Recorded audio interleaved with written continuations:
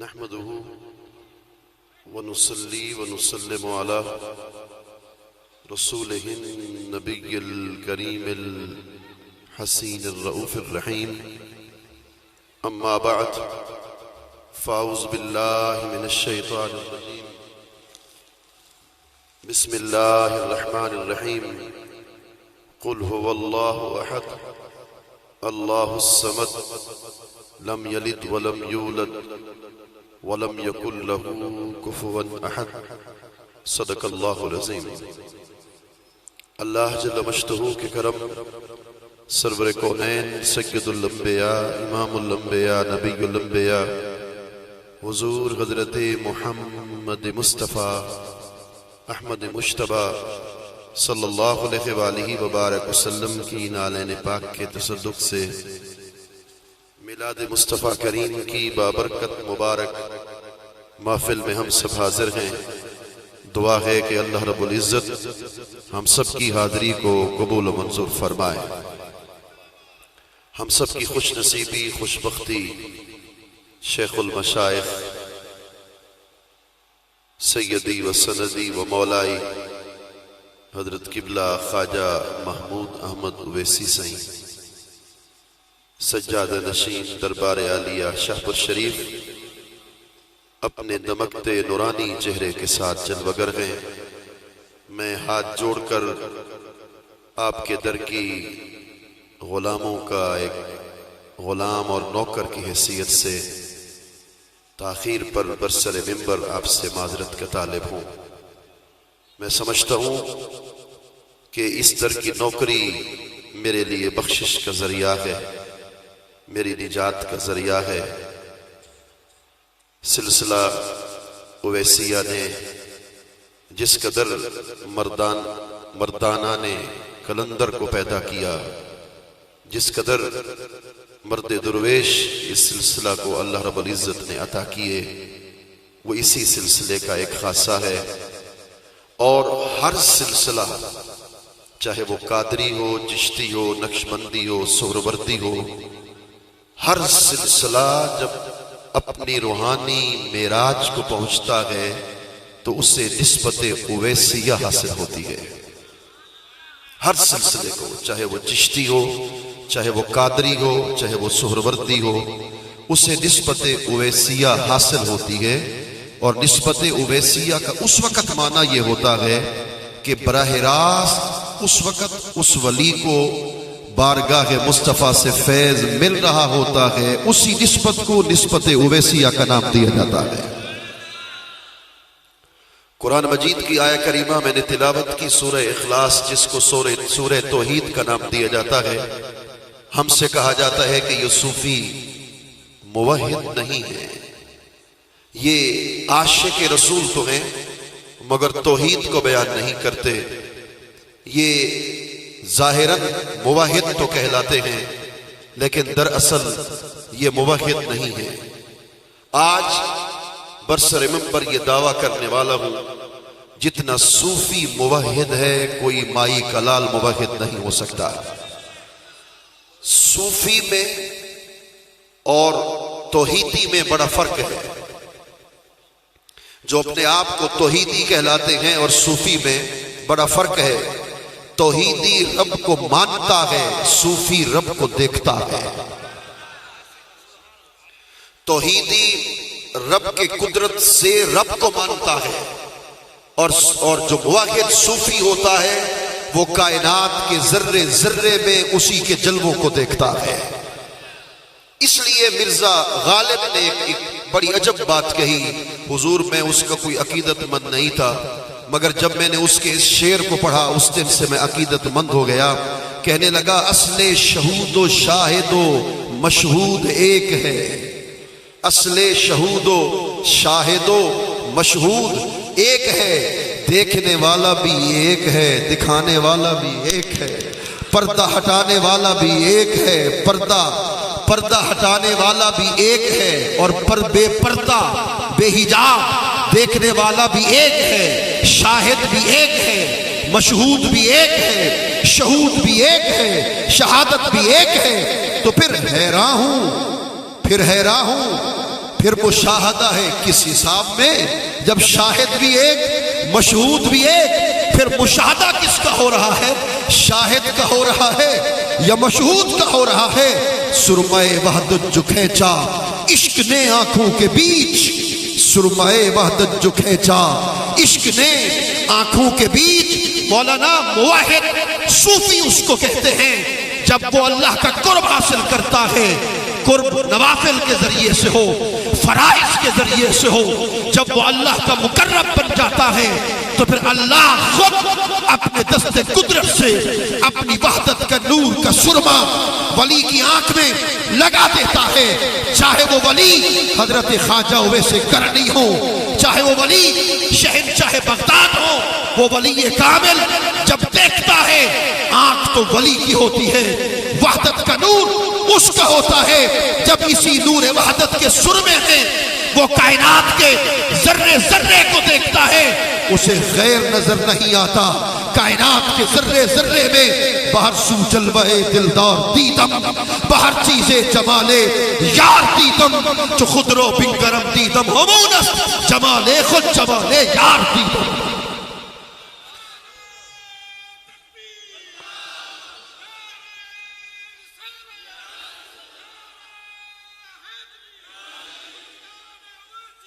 حضرت علامہ جلال الدین سیوطی نے لکھا، بہت بڑا محقق ہے، کہتا ہے لم یکن ناظرا الا فی اللہ ولا عارفا الا باللہ، کہتا ہے خدا کی عزت کی قسم وکان المواحد الحق، جو مواحد ہوتا ہے صوفی ہوتا ہے وہ غیر کو دیکھتا ہی نہیں ہے، اس کی نگاہ غیر پر جاتی ہی نہیں ہے، وہ غیر کو جانتا بھی نہیں ہے، وہ غیر کو پہچانتا بھی نہیں ہے، ذرہ ذرہ کائنات میں بس سرمۂ وحدت جو کھینچا عشق نے آنکھوں کے بیچ، جون سا پتھر نظر آیا وہ کوہ طور تھا، ان کے چہرے پہ خدا جانے یہ کیسا نور تھا، ورنہ دیوانگی کب عشق کا دستور تھا۔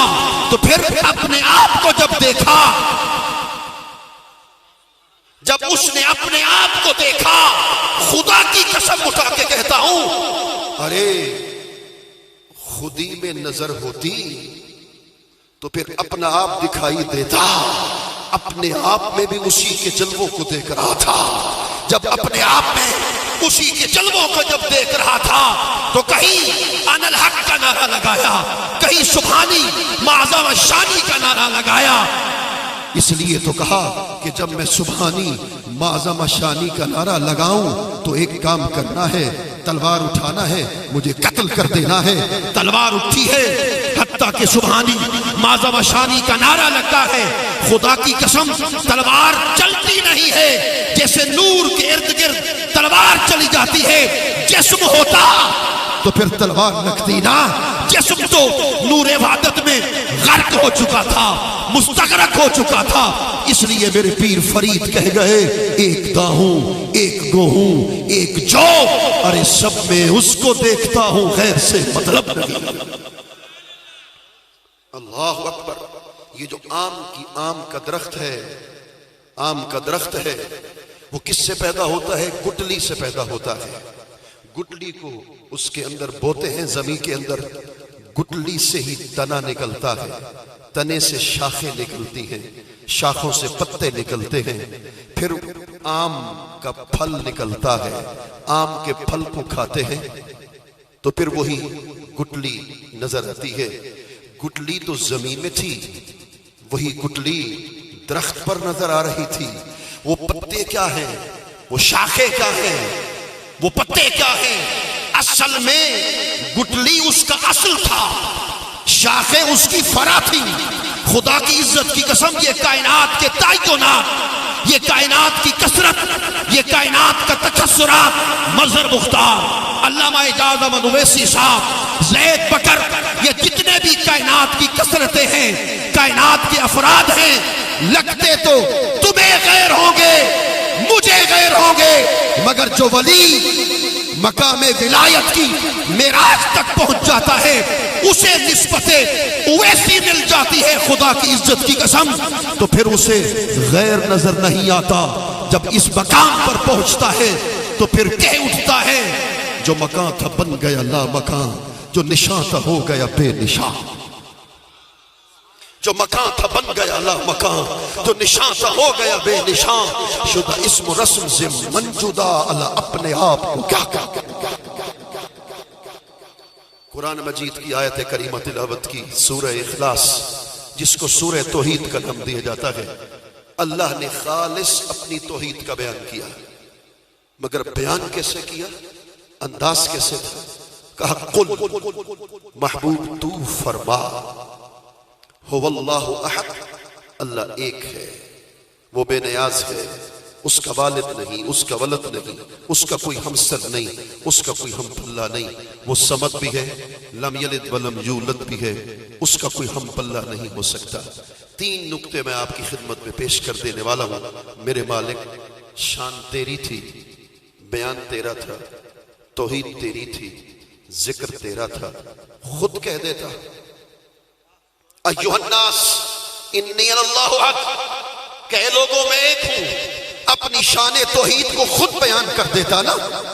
کہا نہیں، قل محبوب تو فرما، هو اللہ احد، کہ میں ایک ہوں، تو فرما کہ میں بے نیاز ہوں۔ کیوں؟ اس لیے کہ محبوب، اگر میں کہتا نا میں ایک ہوں تو لوگ میرے کہنے پر مجھے مانتے ہیں، میرے کہنے پر مجھے مانتے ہیں۔ جب تو کہے گا نا کہ وہ ایک ہے تو لوگ تیرے کہنے پر تجھے مانیں گے، جب تیرے کہنے پر تجھے مانیں گے، تجھے مان کر پھر میرے پاس آئیں گے۔ میں بھی یہی چاہتا ہوں کہ عقیدہ توحید بھی یہی ہے کہ پہلے تمہیں مانے، بعد کے اندر میری ذات کو مانے، اسی کو عقیدہ توحید بنا دوں گا۔ جو تمہیں مانے مجھے مانے، اس کا عقیدہ توحید پکا۔ جو تیری شان کو نہ مانے، مجھے کہتا پھرے، ہزاروں سال سجدے کرتا رہے، ابلیس تو بن سکتا ہے، ابلیس تو بن سکتا ہے، مگر صوفی نہیں بن سکتا۔ محبوب، اس لیے چاہتا یہ ہوں کہ تو میرا تعارف کرا، جب تیرے کہنے پر لوگ تجھے مان کر میری بارگاہ میں آئیں گے، مانیں گے، میں خدا بھی اسی کو عقیدہ توحید بنا دوں گا۔ قل میں دوسرا نکتہ، بڑا خوبصورت نکتہ ہے۔ قل تو فرما، هو اللہ احد، اللہ ایک ہے۔ قل میں حضور کی شان کا ذکر ہے، هو اللہ احد میں اللہ کی شان کا ذکر ہے۔ بڑا خوبصورت نکتہ ہے۔ قل میں اللہ کا بیان، قل میں رسول اللہ کا بیان، هو اللہ احد میں اللہ کا بیان، قل میں شان رسالت، هو اللہ احد میں شان توحید، قل میں عنوان رسالت، هو اللہ احد میں عنوان توحید۔ اللہ نے شان توحید سے پہلے شان رسالت کا ذکر کیا۔ میں اپنی پوری تقریروں کا نچوڑ اسی ایک جملے میں پیش کرنے والا ہوں، تیرے اپنے عقیدے کا نچوڑ۔ هو اللہ احد بعد میں ہے، قل پہلے ہے۔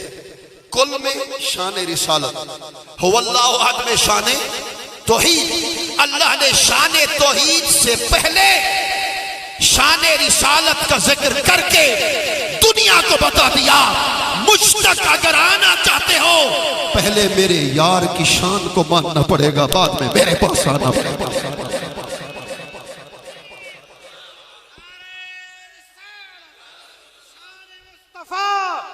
مقام مصطفیٰ، جو تیری شان کو نہ مانے مجھے مانتا پھرے، اسے کبھی نہیں مانوں گا۔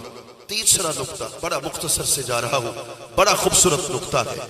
قل تو فرما، هو اللہ احد، اللہ ایک ہے۔ کہا محبوب، ان لوگوں سے کہہ دو جب میں تیرے واسطہ کے بغیر ان سے کلام ہی نہیں کرتا۔ محبوب، ان سے کہہ دو جب میں تیرے ذریعے کے بغیر اپنی شان توحید کو ان سے بیان بھی نہیں کرتا۔ یہ کیسے ملا ہے جو کہتے ہیں کہ تبلیغوں کے چلوں کے ذریعے سے خدا مل جائے گا؟ نہیں نہیں، جب میں تیرے بغیر ان سے کلام نہیں کہ تیرے بغیر مجھ تک کیسے پہنچ سکتے ہیں؟ مجھ تک اگر آنا ہے تو اس کا ایک راستہ ہے جو مدینے سے ہو کر خدا تک پہنچتا ہے۔ چوتھا نکتہ اس سے بھی بڑا اونچا ہے، اس سے بھی بڑا اونچا ہے۔ دیکھیے سون میانی کی طرف آنے کے لیے مختلف راستے ہیں۔ کوئی سادکاباد سے راستہ ہوگا، کوئی سندھ سے راستہ ہوگا، کوئی بلوچستان سے راستہ ہوگا، مختلف سڑکوں سے، مختلف راستوں سے سون میانی تک پہنچتے ہیں۔ مختلف راستے ہیں، مختلف سڑکیں ہیں جن سڑکوں کے ذریعے سے ہم اس مقام پر پہنچتے ہیں۔ منزل ہماری ہو سون میانی، راستے الگ الگ، سڑکیں جدا جدا، کوئی اس سڑک سے آیا، کوئی اس سے، کوئی اس سے، منزل ایک ہے۔ اللہ تک پہنچنے کی منزل ایک ہے، راستے جدا جدا، سڑکیں جدا جدا۔ اگر میرے اس نقطے کو آج سمجھ گئے نا، خدا کی قسم اٹھا کے کہتا ہوں ایمان تازہ ہو جائے گا۔ اللہ تک پہنچنے کے راستے جدا جدا، منزل ایک، خدا کی معرفت۔ وہ راستے کون سے ہیں؟ عبادت اللہ تک پہنچاتی ہے، اللہ کا ذکر اللہ تک پہنچاتا ہے، شیخ کریم کی محبت اللہ تک پہنچاتی ہے، ماں باپ سے محبت اللہ تک پہنچاتی ہے، مسکینوں کی مدد اللہ تک پہنچاتی ہے، بیت اللہ کا طواف اللہ تک پہنچاتا ہے۔ مختلف ذریعے ہیں والدین کی خدمت، اس راستے سے اللہ تک پہنچ سکتے ہو۔ تبلیغ راستہ ہے، اس کے ذریعے سے خدا تک پہنچ سکتے ہو۔ یتیموں کی خدمت راستہ ہے، اس کے ذریعے سے خدا تک پہنچ سکتے ہو۔ حضور شہنشاہ بغداد سے کسی شخص نے پوچھا، حضور اللہ کہاں ملتا ہے؟ آپ بتائیے خدا کہاں ملتا ہے؟ شہنشاہ بغداد نے فرمایا، اللہ کو دیکھنا چاہتے ہو؟ کہا دیکھنا چاہتا ہوں۔ ملنا چاہتا ہوں اس سے؟ کہا خدا غریب کے ٹوٹے ہوئے دل میں ملتا ہے۔ جب غریب کا دل ٹوٹتا ہے تم اس کی مدد کرتے ہو، خدا راضی ہو جاتا ہے۔ خدا تم سے ملتا ہے، تم نہیں دیکھ سکتے، تم نہیں دیکھ سکتے۔ مختلف ذریعے ہیں اللہ تک پہنچنے کے۔ جیسے سون میانی تک پہنچنے کے لیے مختلف سڑکیں تھیں، ایسے اللہ تک پہنچنے کے لیے مختلف راستے ہوتے ہیں، مگر ایک وقت آتا ہے کہ خدا سب سڑکوں کو بند کر دیتا ہے اپنے تک پہنچنے کے لیے۔ سب راستے بند۔ میرے مولا کیسے پہنچیں گے؟ راستے تو بند ہیں، کنٹینر لگا دیے گئے۔ جب کنٹینر لگ گئے تو پھر سون میانی کیسے پہنچے؟ ہر راستے پر کنٹینر ہے، ہر راستے پر ٹرک کھڑا ہوا ہے، آگے کار جا نہیں سکتی۔ سون میانی تک کیسے پہنچے؟ میرے مولا تجھ تک آنا چاہتے ہیں، تو نے سب راستے بند کر دیے۔ کہا ہاں، اس لیے کہ تو نے دل کا تعلق میرے یار سے جوڑا نہیں، تو نے اپنے دل کا تعلق مصطفیٰ کی محبت کے ساتھ قائم نہیں کیا۔ شمع محبت رسول دل کے اندر جلا لو، دل کے اندر میرے مصطفیٰ کی محبت کو پیدا کر لو۔ جس راستے سے ہو کے آؤ گے اسی راستے سے تم سے ملاقات کرنا شروع کر دوں گا۔ اگر حضور سے عشق و محبت ہو، کمالات و عقیدت کا تعلق ختم، تو خدا ہو کر تمہارے لیے سب راستوں کو بند کر دوں گا۔ اب پتہ چلا کہ نماز ذریعہ ہے رب تک پہنچنے کی، مگر اس وقت تک ذریعہ بنتی ہے کہ نماز خدا کی ہو، ادب مصطفیٰ کا۔ اب پتہ چلا تبلیغ ذریعہ ہے خدا تک پہنچنے کی، اس وقت تک تبلیغ کے راستے سے رب تک پہنچ سکتے ہو جب تبلیغ زبان پر ہو، دل کی دھڑکنوں میں مصطفیٰ کا عشق و محبت ہو، تب جا کر ہر راستہ، ہر کنٹینر کھل جائے گا، ہر راستہ تمہیں منزل تک لے جائے گا۔ رسول اللہ صلی اللہ علیہ وسلم نے اعلان نبوت کیا ہے۔ اس پر آخری نقطہ پیش کر رہا ہوں، بڑا خوبصورت ہے، جو اس سے بھی اونچا ہے۔ اعلان نبوت کرنے جا رہے ہیں، کسی کو کوئی پتہ نہیں کیا ہو رہا ہے۔ اہل مکہ کو جمع کر لیا میرے سرکار نے، اہل مکہ جمع ہو گئے، سبھی کانوں میں بات کرنے لگے، پتہ نہیں کیوں بلایا ہمیں، میرے کریمہ کا انداز تبلیغ بھی کیے، پہاڑ پر کھڑے ہو گئے، فرمایا اگر میں تمہیں فرما دوں کہ پہاڑ کی اس اوٹ سے دشمن تم پہ آ کے حملہ کر دے گا، مان لو گے؟ سبھی نے کہا مان لیں گے۔ کیوں مانو گے؟ اس لیے کہ ہم نے بچپن سے لے کر آج تک آپ کو صادق پایا، امین پایا، سچا پایا۔ جب سچا امین پایا ہے تو جو کچھ فرمائیں گے مان لیں گے۔ تو حضور نے فرمایا کہ اب جب تم مجھے صادق و امین مانتے ہو نا، اب مان لو کہ وہ وحدہ لا شریک ہے، بت تمہارے خدا نہیں ہو سکتے، وہ خالق ہی ہے جو تمہارا معبود برحق ہے۔ صحیح بلانا تو رب کی طرف تھا، دعوت تو رب کی دینی تھی، تبلیغ تو اس کی کرنی تھی، تو ذکر اپنا کر دیا، ذکر اپنا کر دیا۔ لوگوں نے پہلے حضور کو مانا کہ صادق اور امین، جب اپنی ذات کو منوا لیا تو اب کہا وحدہ لا شریک ہے۔ قیامت تک ہر مبلغ کو راستہ دکھا دیا کہ جب بھی خدا کی طرف دعوت دینا، پہلے مصطفیٰ کی شان کو بیان کرنا، جو شان کو مانتا جائے گا وہی خدا کو مانتا چل جائے گا۔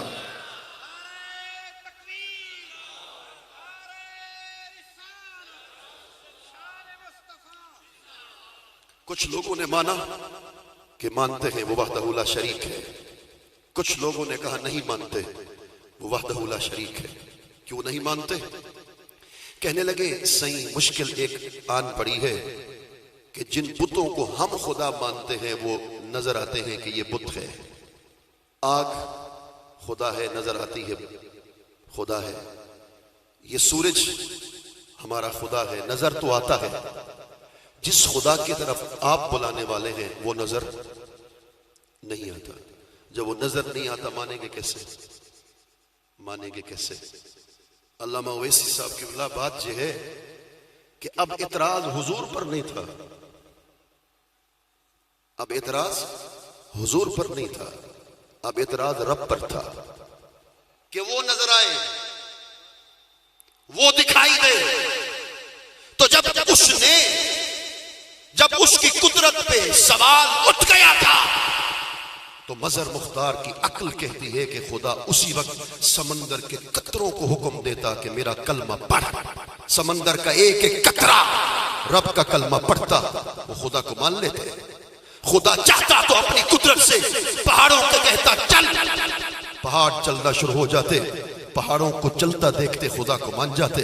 خدا چاہتا تو سورج کو کہتا آج کے دن مغرب سے طلوع ہو، وہ مغرب سے طلوع ہوتے دیکھتے تو خدا کو مان لیتے۔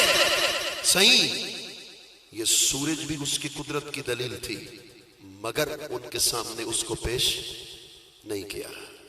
پہاڑ بھی قدرت کی دلیل تھی، مگر ان کو ان کے سامنے پیش نہیں کیا۔ سمندر بھی اس کی قدرت کی دلیل تھی، اس کے سامنے ان کو پیش نہیں کیا۔ دو وجہ تھی۔ ایک وجہ یہ تھی تاریخ بن رہی تھی اسلام کی۔ اگر خدا اس بات پہ توجہ کرنا ہے، اگر خدا پہاڑوں کو حکم دیتا نا کہ چل، لوگ پہاڑوں کو چلتے ہوئے دیکھتے، خدا کو مانتے تو پہاڑ اللہ کے قدرت کی پہلی دلیل بنتی۔ تاریخ اسلام میں نمبر ایک، لوگ پہاڑ کو دیکھ کر رب کو مانتے، سمندر کو دیکھ کر رب کو مانتے۔ میں مثال دے دوں تاکہ بات سمجھ میں آئے۔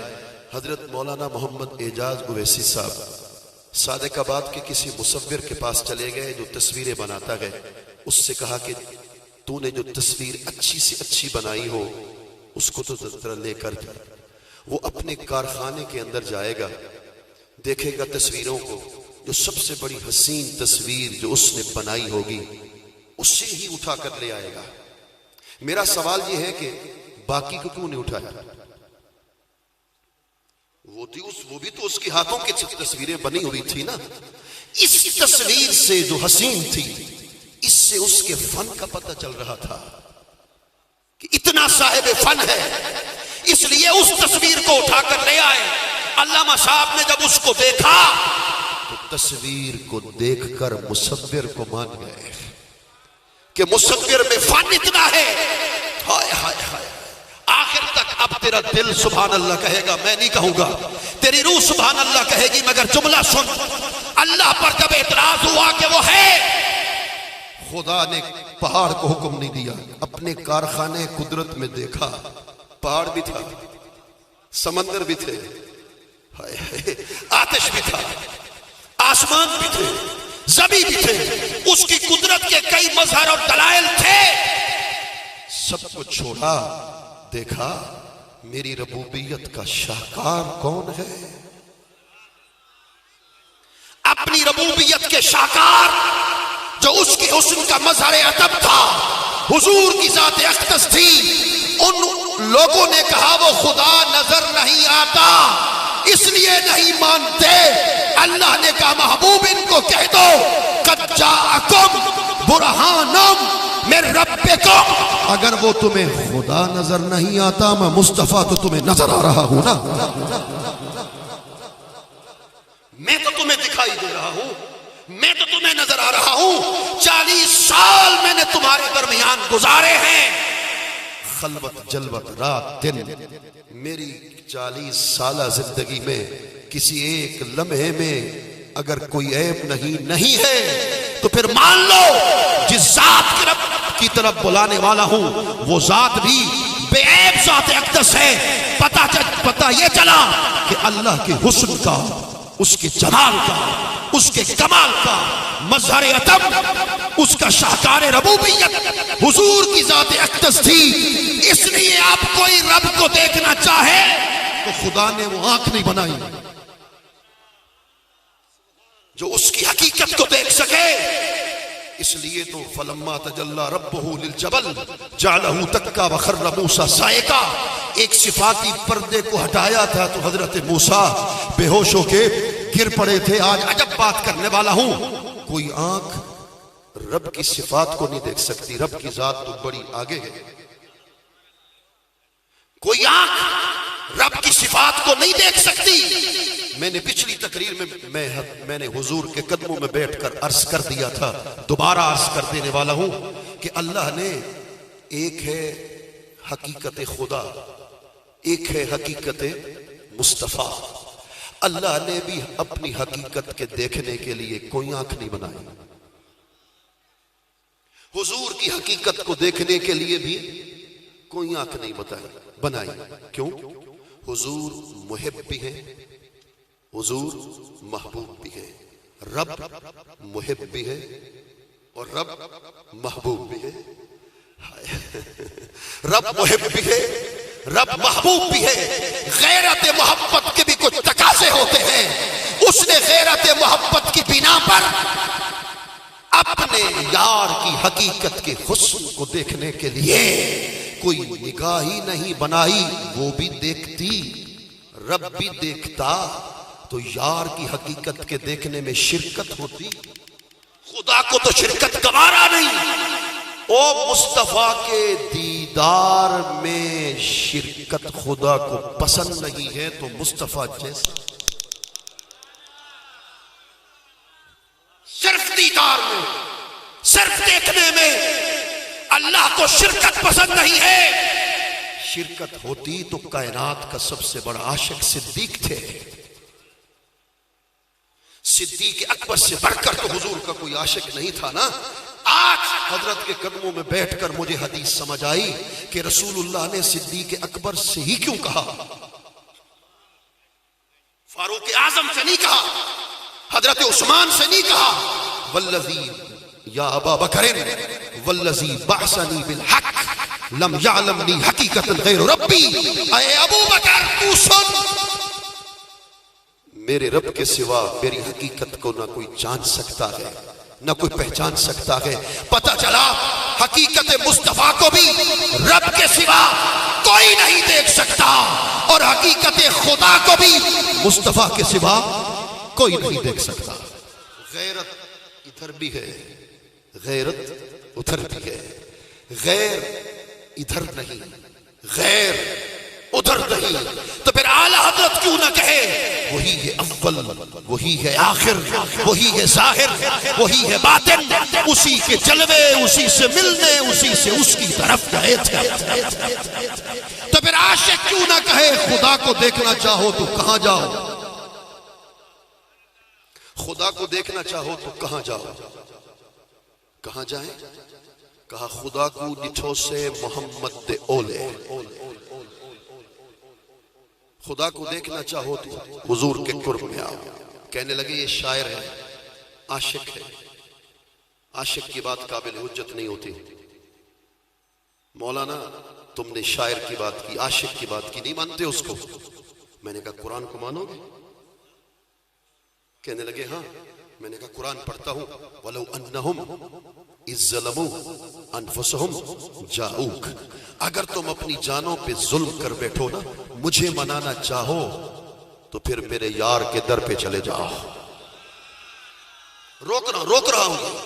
ابو اسحاق نئی روایت میں نے پرسوں ترسوں پڑھی جو حضور کی بارگاہ میں، اس سے پہلے میں نے زندگی میں یہ روایت نہیں پڑھی تھی۔ اسی آیت کو ایک عربی بدو اپنے گھر میں پڑھ رہا تھا، مدینے سے بہت دور مسلمان تھا، کہ اللہ نے فرمایا کہ اگر مجھے راضی کرنا چاہو تو مدینے چلے جاؤ، میرے مصطفیٰ کی بارگاہ میں چلے جاؤ۔ قرآن وہیں رکھا ہے۔ بیوی نے کہا کہاں جا رہے ہو؟ اس نے کہا قرآن پڑھا ہے، معاف خدا کرتا ہے مگر صدقے مصطفیٰ کے کرتا ہے، حضور سے سفارش کراؤں گا اللہ مجھے معاف کر دے گا۔ مدینے پہنچا، صحابہ کرام بیٹھے ہوئے تھے۔ اس نے کہا تم میں سے محمد صلی اللہ علیہ وسلم کون ہے؟ صحابہ رونے لگے، وہ پریشان ہو گیا کہ یہ کیا ہو گیا۔ مولا علی کھڑے ہو گئے، فرمانے لگے سرکار کا 3 دن پہلے وصال ہو گیا۔ اس کی آنکھوں میں آنسو چھلک پڑے ہیں۔ حضور کی مزار کے قریب کھڑا ہوتا ہے اور ایک جملہ کہتا ہے جو خدا کی قسم میں بھی حضور کے مواجہ شریف کے سامنے کہتا ہوں، میں بھی کہتا ہوں۔ وہ کہنے لگا قد جئتک مستغفرا لذنبی ومستشفعا بک الی ربی، میرے آقا جب سے قرآن پڑھا تھا کہ اللہ آپ کے صدقے معاف کر دیتا ہے، میں نے دل میں تہیہ کیا تھا کہ آپ کے سامنے ہاتھ جوڑوں گا۔ میرے کریم آقا میں اپنی پچھلی زندگی کو دیکھتا ہوں، گناہوں سے بھری پڑی ہے، خدا آپ کے صدقے معاف کر دیتا ہے، آپ سفارش کر دیں گے۔ یہاں آ کر تو پتہ چلا آپ کا وصال ہو گیا۔ کس کے در پہ جاؤں؟ کس کی دہلیز پہ جاؤں؟ کون میرے سوال کو سنے گا؟ یہ رو رو کے کہنے لگا آپ کی شفاعت کا طالب ہوں یا رسول اللہ۔ خدا کی قسم اٹھا کے کہتا ہوں، شیخ ابو اسحاق کہتے ہیں رو رہا ہے، کہہ رہا ہے میرے آقا کس کے در پہ جاؤں؟ حضور کی مزار اقدس کے اندر سے آواز آئی انہو قد غفر لک، جا میں تمہیں ضمانت دیتا ہوں، تم میرے پاس آیا ہے، سفارش میں نے کی ہے، خدا نے تیرے لیے بخشش کے دروازے کھول دینے کا اعلان کیا۔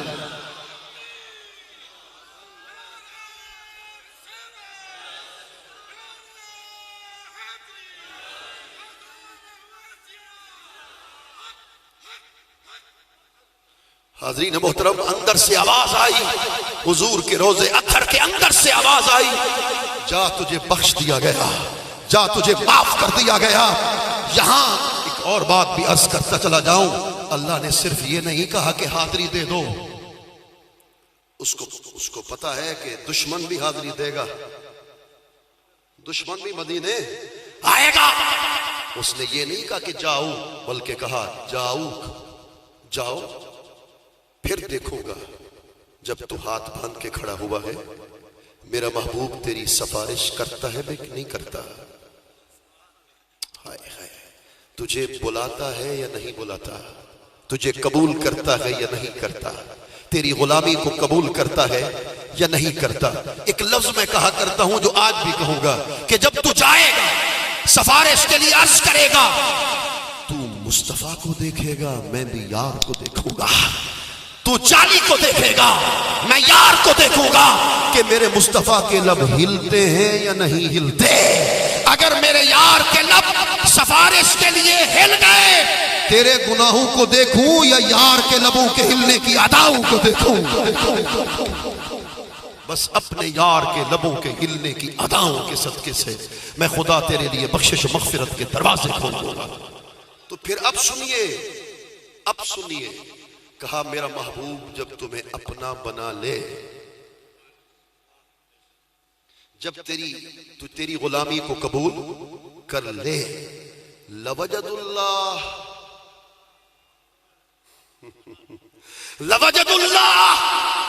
جب یار کا تو بن جائے گا میں خود خدا بھی تیرا بن جاؤں گا، تو خود پالے گا خدا کو۔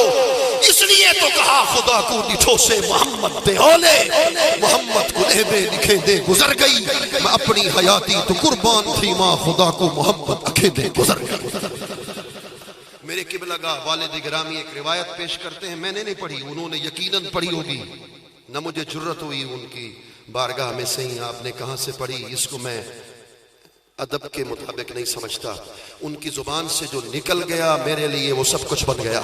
فرماتے ہیں 2 عورتیں تھیں، بکریاں چرا رہی تھیں، دونوں غیر مسلم تھیں، ان میں سے ایک عورت نے کہا سنا ہے مسلمانوں کے نبی کا چہرہ بڑا نورانی ہے، دیکھیں تو صحیح۔ وہ چلی گئی، اس نے دیکھا، آ گئی، کہنے لگی خدا کی قسم ایسا چہرہ پہلے میں نے کبھی نہیں دیکھا، جاؤ تم جاؤ۔ جب وہ دوسری آئی اندر داخل ہونے لگی، اس نے حضور کے چہرے کو دیکھا، دیکھ کر عجب سوال کیا، مسلمانوں کے نبی اللہ کی طرف بلاتے ہو، رب کو بھی دکھا سکتے ہو؟ رب کا دیدار کرنا چاہتی ہوں۔ مسلمان ہوئی، کلمہ پڑھا، حضور نے ایسے انگلی کا اشارہ کیا، اشارہ کرنے کی دیر تھی، بے ہوش ہو کے گر پڑی، حسبی اللہ حسبی اللہ حسبی اللہ، بس کافی ہے کافی ہے، خدا کی قسم پردے ہٹا دیے گئے، رب کا دیدار نگاہوں کے سامنے میں نے ابھی کر لیا۔ خیر التابعین ہے، امام العارفین ہے، حضرت خواجہ اویس قرنی ہے رضی اللہ تعالیٰ عنہ۔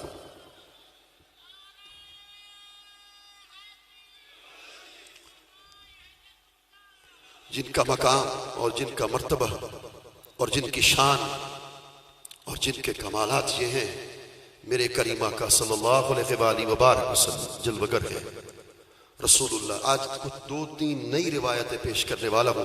میرے کریم آقا صلی اللہ علیہ وآلہ وبارک وسلم نے ارشاد فرمایا، قبیلہ قرن میں ایک شخص ہوگا جس کا نام اویس قرنی ہوگا، وہ اللہ پر بھی ایمان رکھتا ہوگا، مجھ پر بھی ایمان رکھتا ہوگا، ماں ضعیفہ کی خدمت کرتا ہوگا۔ اے عمر، اے علی رضی اللہ تعالی عنہما، وہ ایک نہ ایک دن تمہیں مقام عرفات پہ ملے گا۔ حضور نے فرمایا ایک نہ ایک دن تمہیں مقام عرفات پہ ملے گا۔ حضور ان کی اتنی بڑی شان، فرمایا اتنی بڑی شان، قبیلہ بنی قلیب، حضور نے ارشاد فرمایا کہ ان کے چوپاؤں کی بالوں کی تعداد کے برابر اللہ اس کی شفاعت کے صدقے میری امت کی بخشش و معافی کا اعلان فرما دے گا۔ مورخین لکھتے ہیں جس قبیلے کا نام رسول اللہ نے لیا، اس وقت عرب کے اندر سب سے بڑی تعداد ہی اس کی تھی، اور اس قبیلے کی خاصیت یہ تھی کہ اس قبیلے کے ایک ایک آدمی کے پاس سینکڑوں جانور تھے، ایک ایک فرد کے پاس سینکڑوں جانور تھے، ایک ایک جانور پر ہزار بال تھے۔ ارے لاکھوں جانور ہو اور اربوں کی تعداد میں بال ہو، یہ حضرت اویس قرنی کی شان ہے کہ اللہ پاک کیا کرم کریں گے، ارے جس کو دیکھتے جائیں گے سفارش کرتے جائیں گے، خدا جنت میں داخل فرماتا چلا جائے گا۔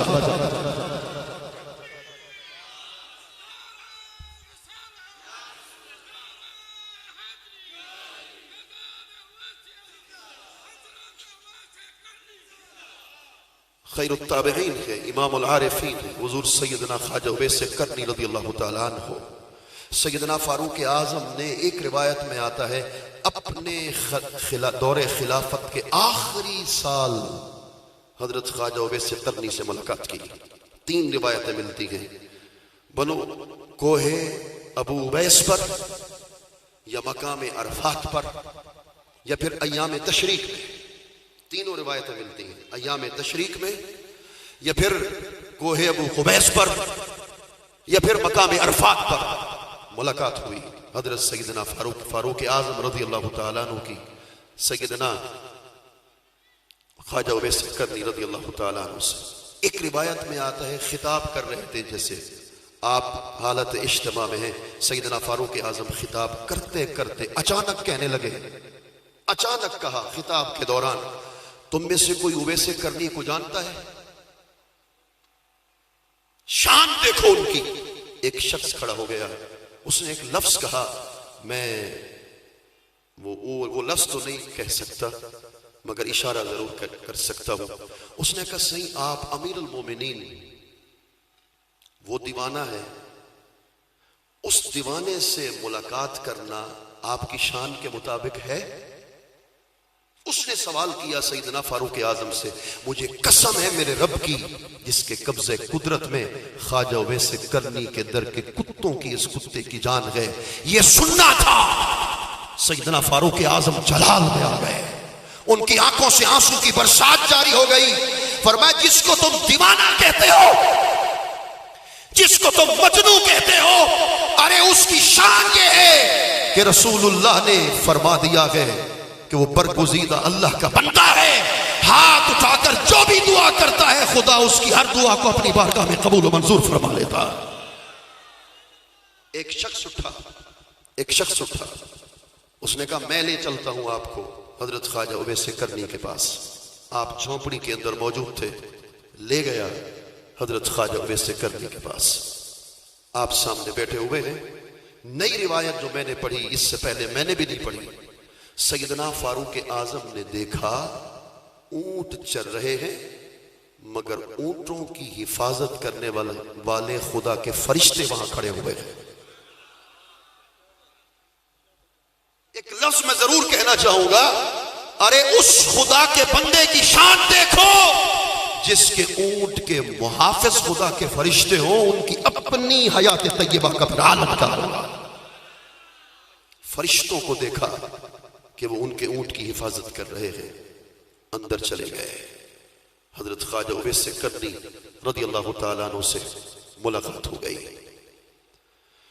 ایک بہت بڑے شیخ ہیں جنہوں نے ایک بہت بڑی بات کی، حضرت ملا علی قاری لکھتا ہے کہ رسول کریم صلی اللہ علیہ وآلہ وبارک وسلم کے زمانے میں ولایت میں قطب العالم حضرت خواجہ اویس کرنی تھے۔ یہ بھی میں نے پہلی دفعہ پڑھا، ولایت میں قطب العالم حضور کے زمانے میں عہد میں حضرت خواجہ اویس کرنی تھے۔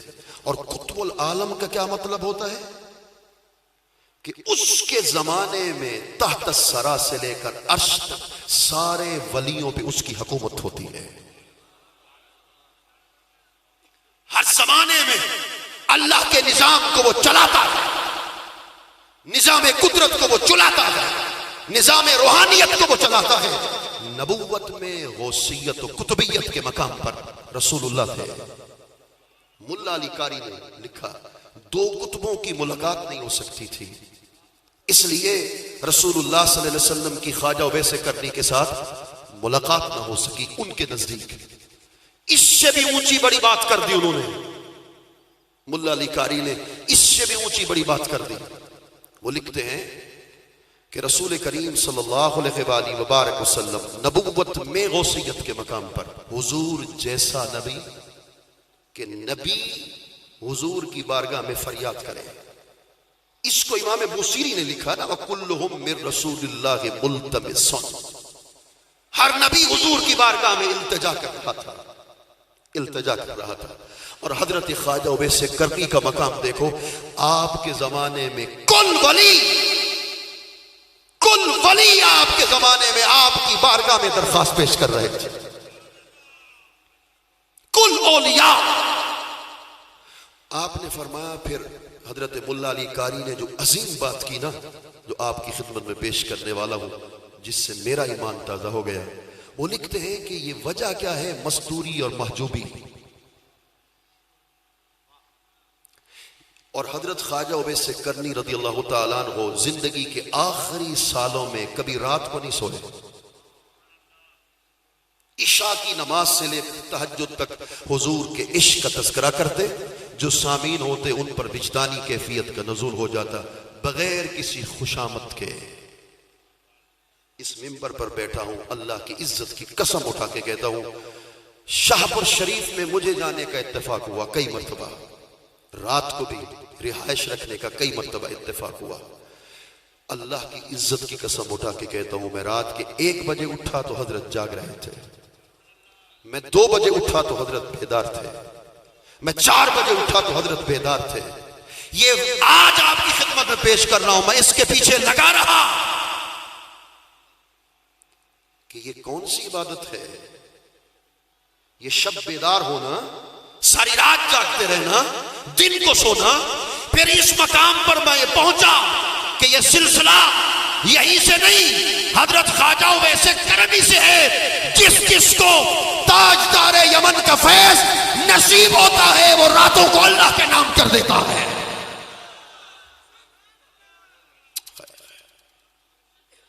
پھر وہ کہہ ہوتا ہے سر طور ہو سر عرش ہو ہمیں انتظار قبول ہے.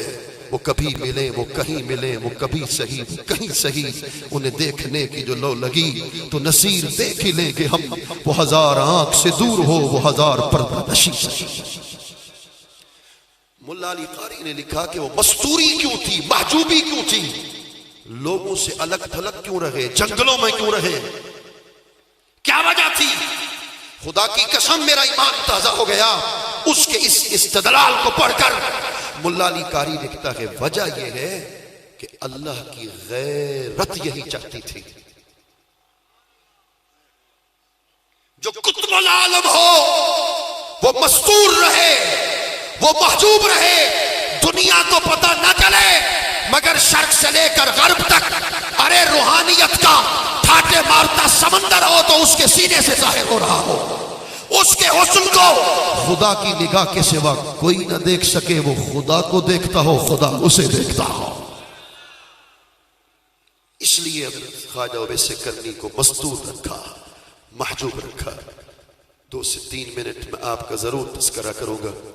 حضور خیر التابعین ہیں, امام العارفین ہیں, سید العاشقین ہیں. ہجر کے مقام پر جب پہنچتے ہیں, ہجر کا مطلب ہوتا ہے کہ محبوب اپنے چہرے پہ نقاب اوڑھ کے رکھتا ہے. عاشق تڑپتا رہتا ہے کہ ایک مرتبہ چہرے سے نقاب ہٹاؤ نا, دیدار کرواؤ نا. یہ عام عاشق کے لیے ہے, وگرنہ سید الاولیاء قطب الاولیاء سیدی حضرت خواجہ عبدالخالق سے قدس سر العزیز فرما گئے خواجہ اویس کرنی تو پردہ بشریت سے بھی آگے پردہ نور کا دیدار کر چکے تھے.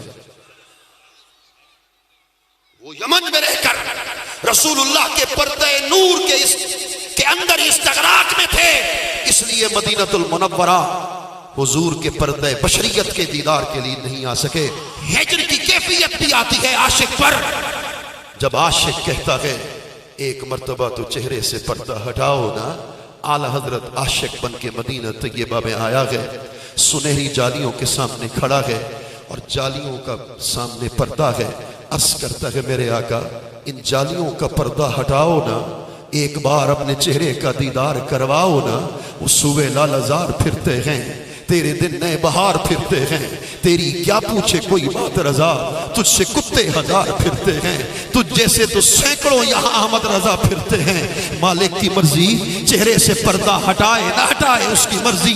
اعلی حضرت رو بھی رہا ہے, کہہ بھی رہا ہے بکارے خیش حیرانم اغثنی یا رسول اللہ, پریشانم پریشانم اغثنی یا رسول اللہ. شہاب کس نوازی کن طبیبہ چارہ سازی کن, مریض درد اسیانم اغثنی یا رسول اللہ. وہ بار بار کہتا جاتا ہے, روتا بھی جاتا ہے, کہتا بھی جاتا ہے اعلی حضرت عظیم البرکت.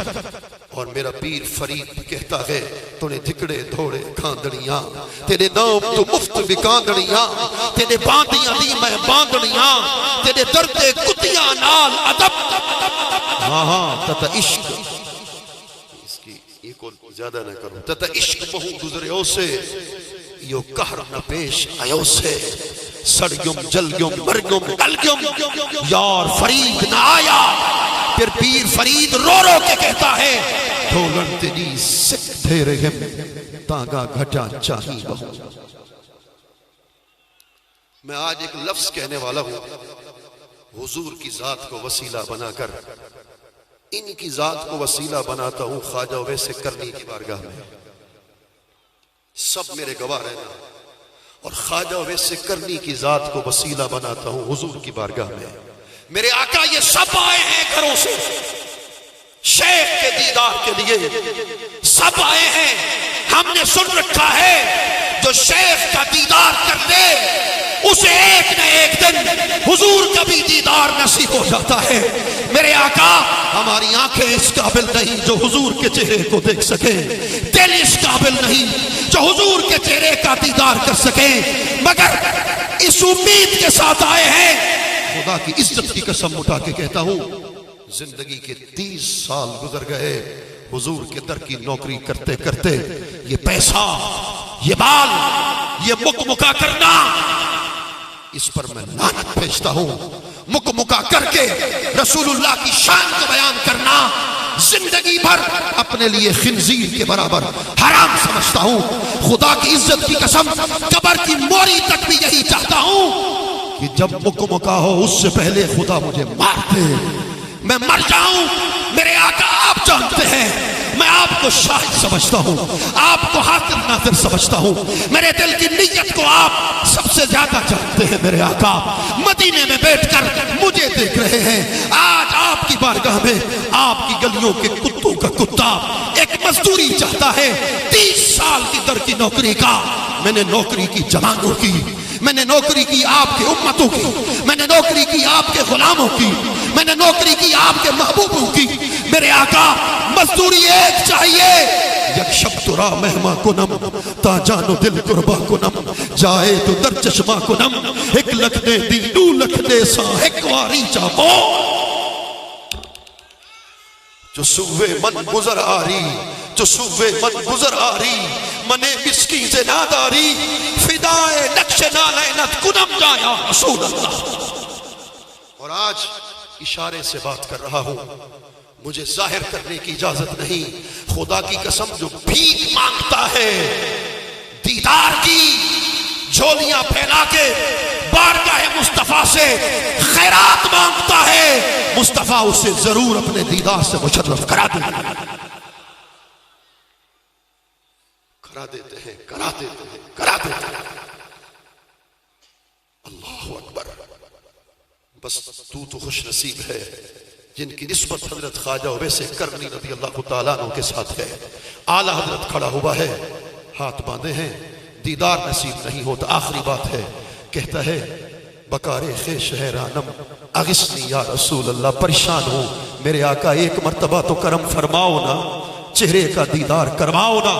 اور آج بھی اس موقع پہ میں ضرور کہوں گا سید الاولیاء فنا فی الشیخ، صاحب فنا فی اللہ، صاحب مقام بقا باللہ حضرت خواجہ محکم الدین سرانی لجپال.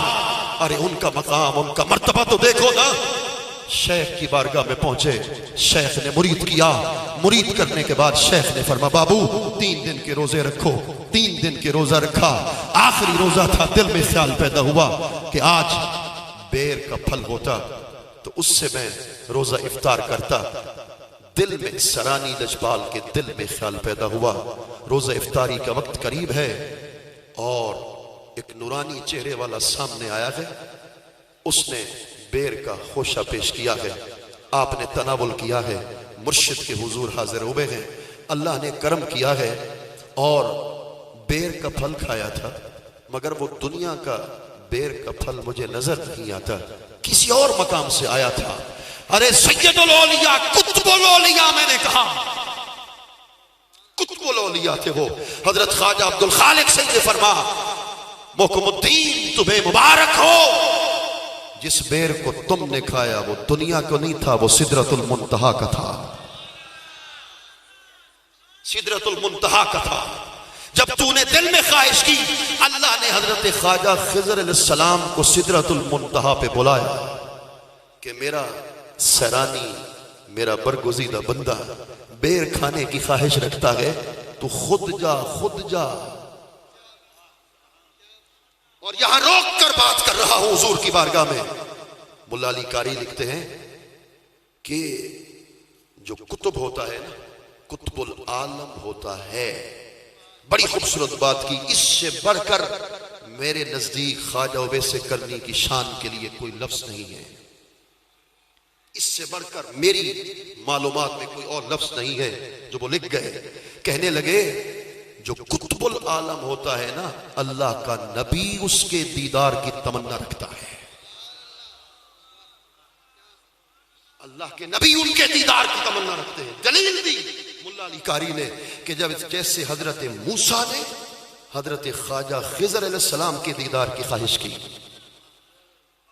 جیسا کہ رسول اللہ نے حضرت خواجہ اویس کرنی کے لیے کہا انی لاجد ریح الرحمن من قبل الیمن، کتب العالم اس کو کہتا ہے ارے سارے کائنات کے ولی نبی کے دیدار کی تمنا کرتے ہیں، اس اویس کی شان دیکھو کہ خود سید الانبیاء جن کے دیدار کی آرزو اور خواہش رکھتے ہیں۔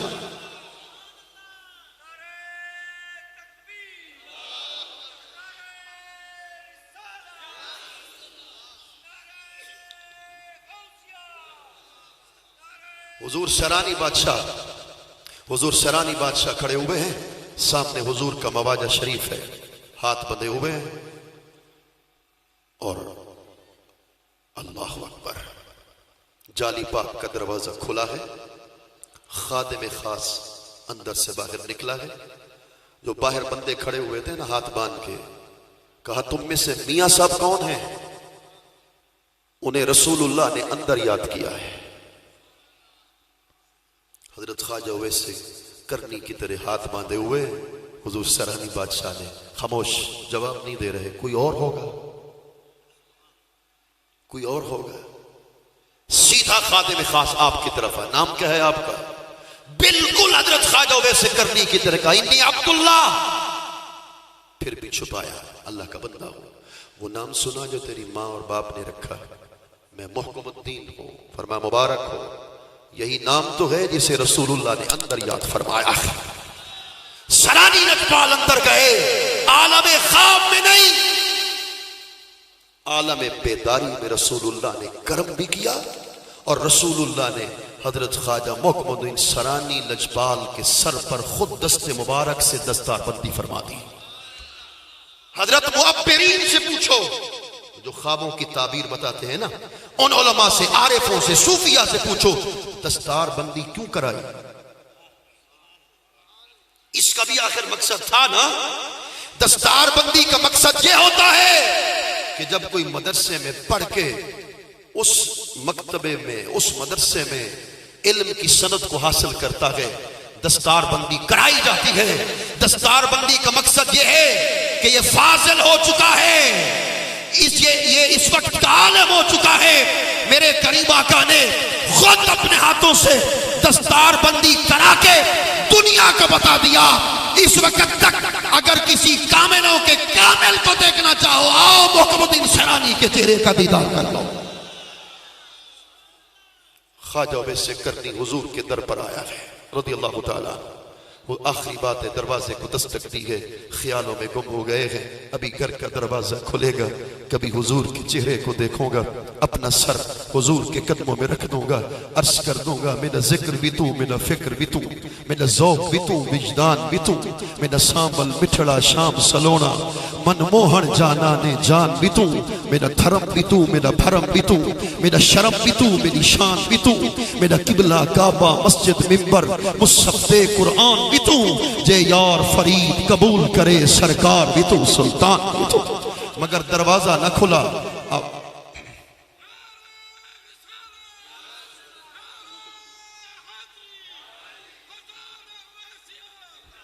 مگر دروازہ نہ کھلا، آواز آئی کون ہو، کہاں سے آئے ہو؟ اللہ اکبر، ہاتھ جوڑ کے کہا میں کرن کی گلیوں میں بکریاں چرانے والا چرواہا ہوں، گدڑی پہننے والا فقیر ہوں، نام اویس کرنی رکھتا ہوں، یمن سے آیا ہوں، ایک مرتبہ تو حضور کا جلوہ کرا دو نا۔ اندر سے آواز آئی ہے، جس ہستی کے لیے تو آیا تھا 3 دن بیت گئے، حضور مدینہ کے باہر چلے گئے، تھوڑ نکل گئی حضرت خواجہ اویس کرنی رضی اللہ تعالیٰ عنہ کی۔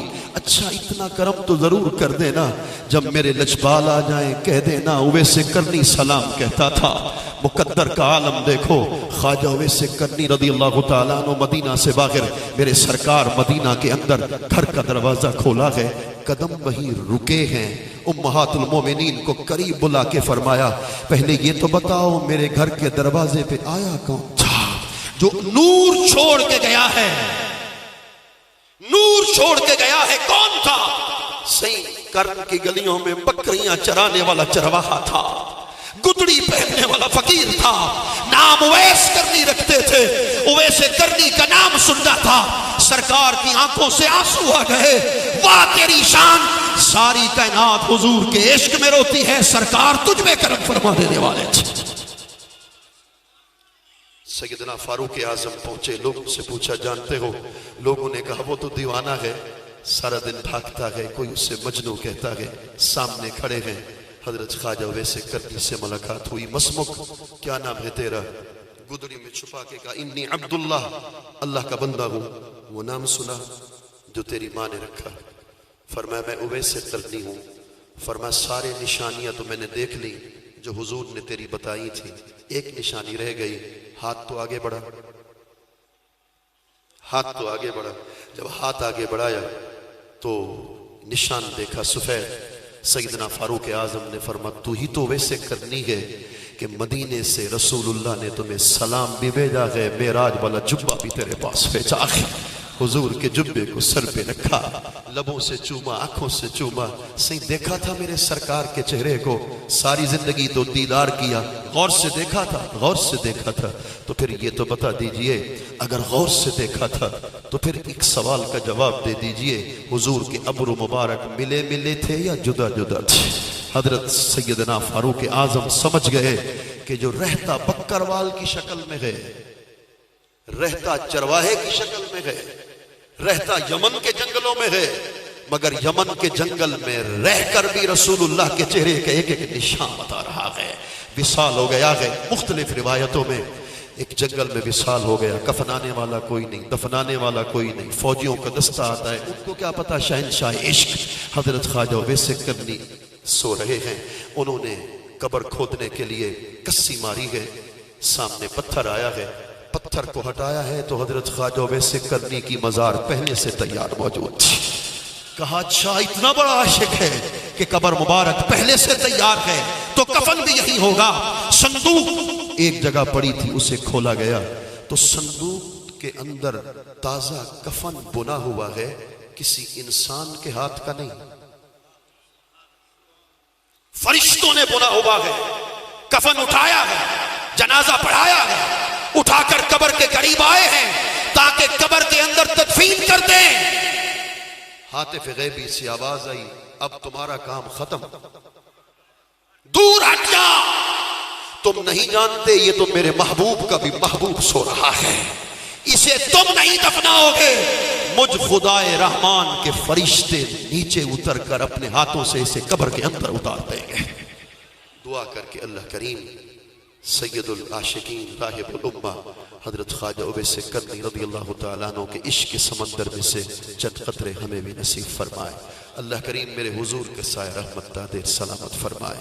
ان کے دم قدم سے تمام رونقیں ہیں، رحمتیں ہیں، نعمتیں ہیں۔